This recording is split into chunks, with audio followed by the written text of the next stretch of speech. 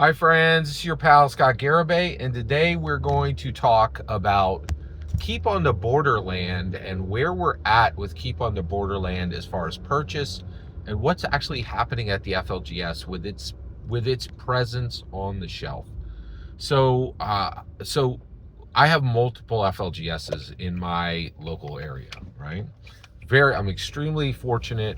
Philadelphia. I live in the southern suburbs of Philadelphia, and we are chock a block with great FLGSs. So one of my FLGSs, I'm there every single week. And then one of my FLGSs is really ideal for pre-release, for Magic the Gathering pre-release, which happens about every 2 to 3 months, right? And so I went to that one, and I saw some of my old friends, and and I walked up and I was looking at their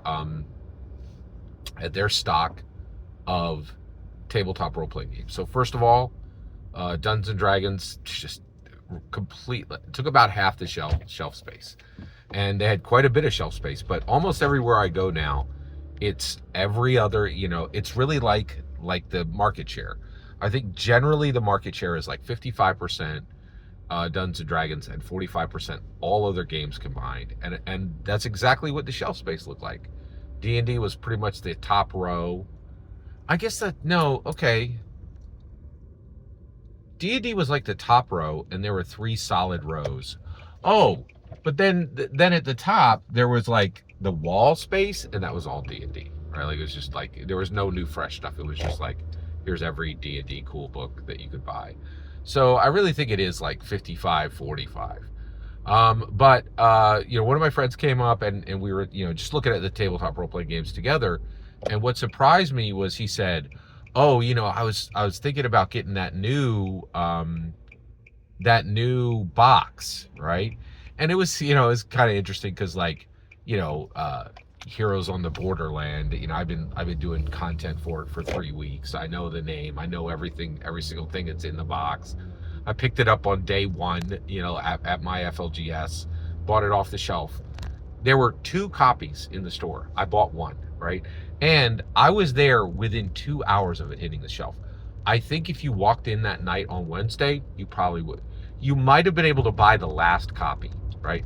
But I don't think that book was available at that FLGS where I bought mine on Thursday, like literally the day after it released, right? And what was interesting was, this guy, he's actually a dungeon master, and he has, a rich, robust campaign that's going right now, but he hasn't converted to 2024. He's still using 2014 content. And so he was aware that there was a brand new starter box, and he was also aware that it was sold out already. And so I was there, I was at this shop for the pre-release that was happening on Saturday, but same thing. By Saturday, after that, and it released on Tuesday of that week, maybe Wednesday, right? And with less than a week, it was off the shelves. And what surprised me was he was aware that already he was too late to buy it, right? Like, which is really wild. Now, what that also tells me is I think we are seeing a change in and this is what's incredible. Hasbro is responsive, right? They actually look at the market, and I think what they're doing now is they're realizing, it's harder and harder to sell physical books, and so what they're doing is they are doing smaller print runs, right, and getting those print runs onto the shelves at the time they promise. Sometimes there's a blip or a bump, if they have some kind of print issue or something like that, right?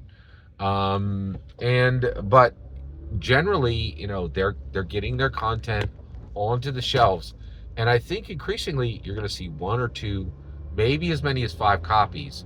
But the days of seeing 20 copies of a brand new D&D canon hardback, or 20 copies of a starter set is pretty unusual. I don't think you're going to see that anymore. So what they're doing is they're remaining committed to shelf presence, right? Printing a physical product, getting it on the shelves. And one thing that I'm a little worried about is that I thought that this Heroes of the Borderland was going to be the Stranger Things 5, like, hey, rush in, get this off the shelf, and you can play. And I think it's all, I actually think that regular guys like me who already own, who this is their 10th starter box, pick this up. And that when new people come, I'm not sure there's going to be new content for them, which is a little bit sad. But also, I am smart that I am glad that Hasbro is being smart, and they're not like, we're not going to get stuck with hundreds of products on the shelf anymore.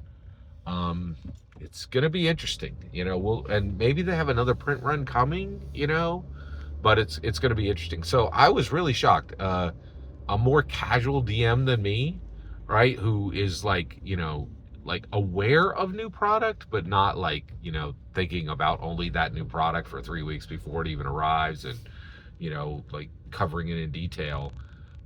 They were SOL. Right? This thing was already off the shelves by Saturday. Right? Which is pretty incredible. And the other thing is, I think when influencers were given Heroes on the Borderland, and people saw how packed this thing was with amazing Dungeons and Dragons material, who were like, I gotta have this. And they did. They rushed out, they got it, and I think it's blown off the shelves already. Every single word you just heard in this video is my humble opinion. Nothing more, nothing less. The important part is when I get to hear your humble opinion, when you get in the comments and send your traffic. Please consider liking and subscribing, and have a fetch millennium.